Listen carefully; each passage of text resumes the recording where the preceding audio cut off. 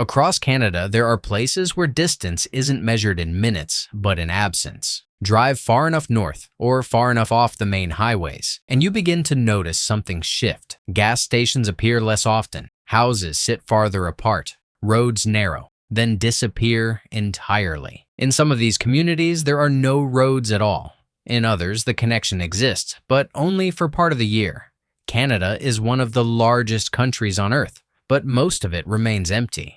And scattered across that emptiness are towns that didn't vanish, they simply became harder to reach. Number 10. Paddle Prairie, Alberta. In the far northwest of Alberta, close to the border with British Columbia, sits a Métis settlement called Paddle Prairie. With a population of approximately 600 people, it doesn't appear on most maps unless you zoom in deliberately. Even when you find it, there isn't much to see. The community sits along Highway 697, a narrow stretch of road that cuts through boreal forest and muskeg wetland. Number 9. Radisson, Saskatchewan. On the edge of the Yellowhead Highway, Radisson does not hide behind mountain ranges or deep coastal channels. It sits entirely exposed under the infinite heavy sky of the Canadian prairies. Even though the road technically connects it to everywhere else, there's a quiet, almost ghostly vibe when you stop and listen.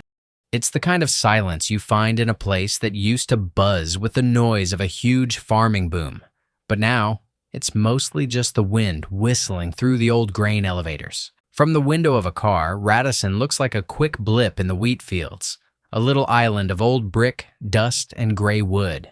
When the sun starts to dip below the flat earth, you really feel how small a town of 466 people can be against a sky that big. Number 8. Manning, Alberta. Manning sits along the Mackenzie Highway like a town that never quite got the memo that the world had moved on. It didn't grow up around a river crossing or a railway depot or a gold rush. It grew up because a highway needed somewhere to stop, and for a while, that was more than enough reason to exist. But somewhere along the way, the traffic kept going, and the people started to follow it. Nearly a quarter of the town's population has left since 2006. And with fewer people comes a smaller tax base. And with a smaller tax base come the kinds of infrastructure problems that pile up faster than a small town can address them. Not long ago, residents were actually asked to vote on whether Manning should dissolve as a municipality entirely, absorbed into the surrounding county, its name reduced to a dot on a map. They voted to stay. But the highway still runs straight through the center of town, and most of the trucks and SUVs heading north toward High Level or south toward Peace River don't slow down long enough to notice. Manning isn't a place that's hard to reach. It's a place that's easy to miss. Number 7. Spring Hill, Nova Scotia. Spring Hill sits on a hill in Cumberland County, about 35 kilometers southeast of Amherst. If you drive through it today, you'll pass a quiet main street, a heritage museum, and the Anne Murray Center. Because yes, Anne Murray is from here. And at this point, that's one of the few things the town still has to brag about. But Spring Hill used to be an engine. It was one of the most important coal towns in Canada, where mines ran deeper than anywhere else and generations built their lives in the dark. That coal powered the Maritimes and fueled the railways. Then came the disasters. In 1891, an explosion killed 125 miners, some only 10 years old. In 1956, another blast took 39 more. After 1958, the mines stayed closed. The silence hit hard. By 1961, the population had dropped 20%. Today, only 2,700 people remain. In 2015, Spring Hill even lost its status as a town, its identity folded into the surrounding county. What's left is a place carrying an unbearable history in a small frame. Number 6. Hearst, Ontario. Sitting in the Cochrane district, Hearst is a 5-hour drive from Thunder Bay and 6 hours from Sudbury. It is a place defined by the heavy, silent texture of distance. To live here is to understand that the nearest city isn't just down the road. It is half a day's journey through a wall of black spruce. There is a quiet, specific loneliness to a town that calls itself the Moose Capital of Canada. It is a title that feels less like a boast and more like an admission. Out here, the wild has more staying power than the people. Hearst didn't appear because someone fell in love with the landscape.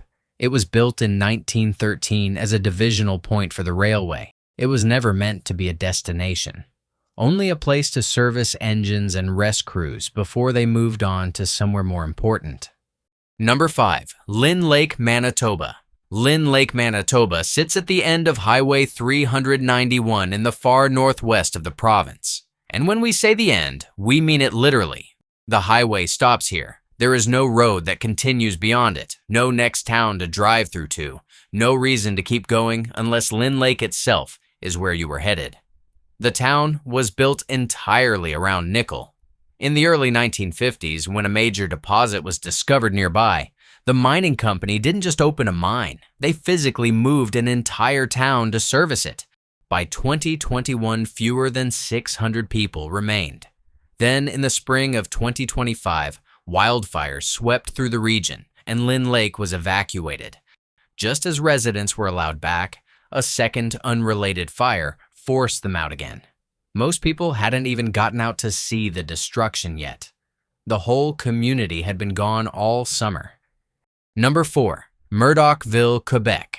Murdochville, Quebec sits deep in the Gaspé Peninsula, tucked between the Chic-Choc Mountains, nearly 1,000 kilometers from Montreal. And if you ask most Quebecers whether it still exists, a surprising number will tell you no.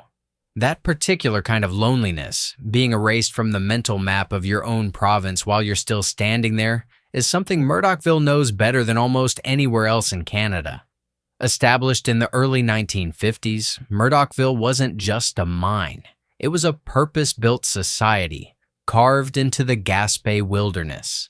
The mining company constructed everything, creating a bustling hub of 5,000 residents by the mid-1970s. The decline was swift as the copper deposits dwindled. The resulting economic collapse was so severe that 65% of the remaining population actually voted to dissolve the town entirely, asking the government to buy their homes and abandon the site for good. Number 3. Faro, Yukon. Faro, Yukon sits in the Pelly River Valley in the Anvil Mountains, about 356 kilometers northeast of Whitehorse, and driving through it today is one of the stranger experiences Canada has to offer.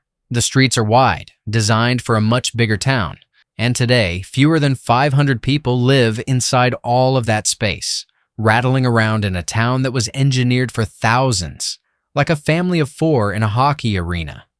What's left is a town that exists at a scale it can no longer fill. Number 2.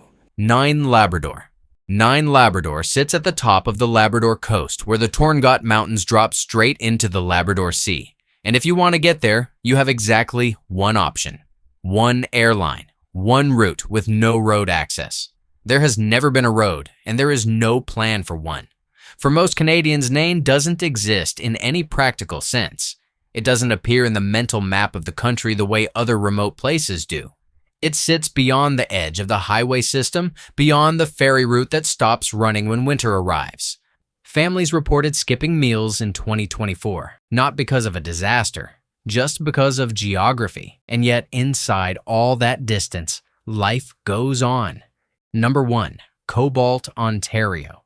In 1903, a railway worker stumbled upon silver deposits so rich they would go on to fund the creation of Canadian banks, birth millionaires overnight, and put this tiny northern Ontario town on the map in a way most cities 3 times its size could only dream of. At its peak, the world was watching Cobalt. Money was flowing. People were coming. Life was good. Then the silver ran out, and everyone left. Today, Cobalt sits frozen, like someone hit pause in 1930 and never came back to press play. The population has bled down to barely 1,100 people. The grand buildings that once housed booming businesses now stare blankly at empty streets. The mines are silent. The money is gone. The glory is gone. What's left is a town that time didn't just forget, it abandoned. No new industry coming. No young people flooding back. just a handful of residents holding on to a place that the rest of Canada stopped thinking about over a century ago. This is what happens when a town's entire reason for existing disappears. Cobalt, Ontario, still standing, just barely.